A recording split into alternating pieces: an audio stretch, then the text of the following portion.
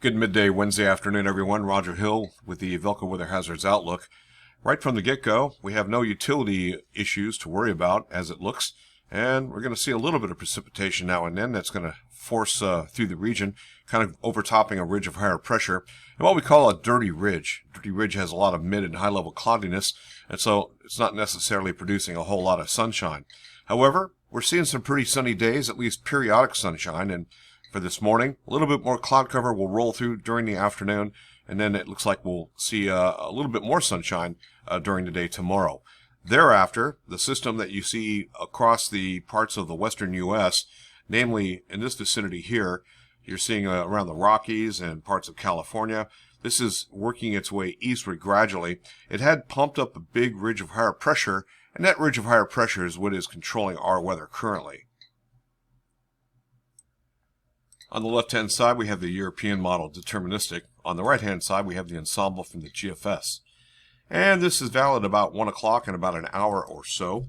This big ridge of higher pressure is the ruling the roost, and you can see it pumped up here as weather systems continue to stream in and an atmospheric river cutting across parts of Baja and so on and so forth. Major goings-on, of course, out in the west. Luckily for us, we don't have any of this to worry about. They've had over 12 inches of rainfall reported at UCLA in Westwood, Vermont, in the LA Basin. And that means a lot of mudslides and infrastructure that just can't take that amount of rainfall over a period of a couple days. This ridge of higher pressure ahead of this major storm system working on in is going to be the rule here for us.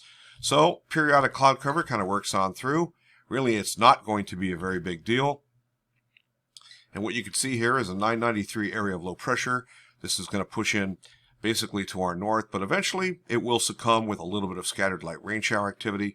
There could be some mixed wet snow as well, but we're talking mainly with warmer temperatures working on in with that ridge of higher pressure and much warmth coming out of Mexico and a good portion of the eastern U.S.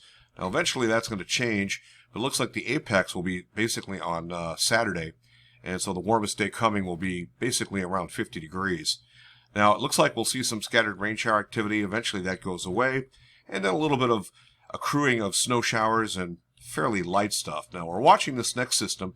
This is going to be beyond the period here, basically on Tuesday. And right now it looks like a nor'easter that affects the areas around the I-95 corridor. Looking at the GFS ensemble, better idea says no, probably going to the north.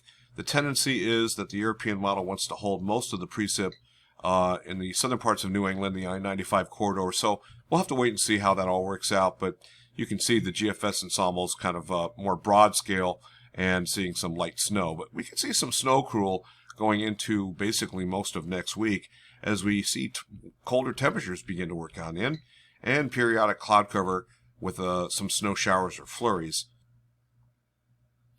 Now looking at the GFS model centered on the grid point of Montpelier, Vermont, EF Knapp Airport. This is showing up just a little bit of minor precip. You can probably rule that out. And then we start to see the bulk of the precipitation working in for basically on Friday and into the day on Saturday. A little bit of a back off, and then that next weather system that could be a nor'easter tracking along the I-95 corridor and possibly spreading in some snow. So this is what the total QPF looks like, and that's the amount of accumulated precipitation over a period of time. We're still not looking at very much. I mean, the GFS deterministic did take it up to about 1 inch. That's relatively new, but it doesn't look like it's going to be very healthy in terms of the amounts that we're going to see here on the eastern seaboard and into northern New England. With precipitation in the form of rain, you can see a pretty good uptick there.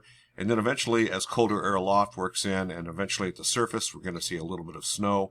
And so we're leaning with colder temperatures once we get past along about Saturday. So mainly we're talking Monday, Tuesday, Wednesday, Thursday of next week.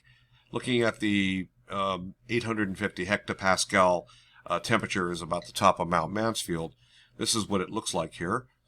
You can see that temperatures do go above the 0 degrees centigrade isothermal line. And that means aloft the temperatures are warm enough to produce rain. And so consequently, we cool it off thereafter. We start to see a little bit of a slide in the temperature. In terms of wind, I'm not really seeing anything that's going to be major. It's basically staying under 40 knots. A little bit of an uptick here, and that means we'll just have to watch that. That would be along about Saturday or Sunday, and it would be the southern Green Mountains primarily that would be affected by that. But right now, it doesn't look like we're seeing any utility impacts at all. Quantitative precipitation forecast amounts, you can see basically more than a couple hundredths of an inch and maybe up to about a quarter of an inch, but pretty dry overall, with all the big weather happening in the west coast and then eventually along the southeastern United States. And these two patterns are very El Nino oriented. 2-meter temperatures, when you have big troughiness on the west coast, it pumps up a ridge of higher pressure, and that means we have anomalous warmth. And indeed, we're seeing temperatures running about 10 degrees centigrade above normal, mainly to our north in parts of Canada, and that's kind of par for the course. It's been kind of a crazy winter with a lot of extremes, a lot of low anomalies, and then all of a sudden very high anomalies, and then back to low anomalies. I'll show you that in a second. But this is our current snow depths. You can see basically about Vermont and points north, and then really not a whole lot of snow in the Rockies, a little bit in the Sierra Nevada, but it's really Canada coast to coast that has all the snow. So why is that? Well, we have warmer than normal temperatures weighted here, running about 15-16 degrees above normal. This is the next 5 days of high temperatures calibrated with weighted. And about 3 days later, about 3 to 7 days out, not a whole lot of change. I was expecting a little more inroads, but we're kind of holding back on that as the main storminess is going to be out in the west coast. This is really screwball. I think it's owed to the fact that we have an overheating planet and a lot of changes affecting it. So we have above normal snowfall, and then it leveled off. This is going back into November. December kind of was a dud. In fact, really anomalous low snowfall period there going toward the Christmas holidays.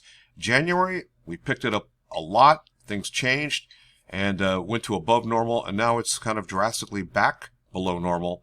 And then we're headed for basically middle ground as we are starting to see some changes potentially headed going into the later part of February and into March. So no utility impacts are indicated of this particular outlook period. However, beyond that, maybe we get close, but it does look like with the colder temperatures working in, the snowfall will start out a little bit wet and then eventually will dry out, and that's good news there. Roger Hill, Wuthering Heights. Thanks for watching.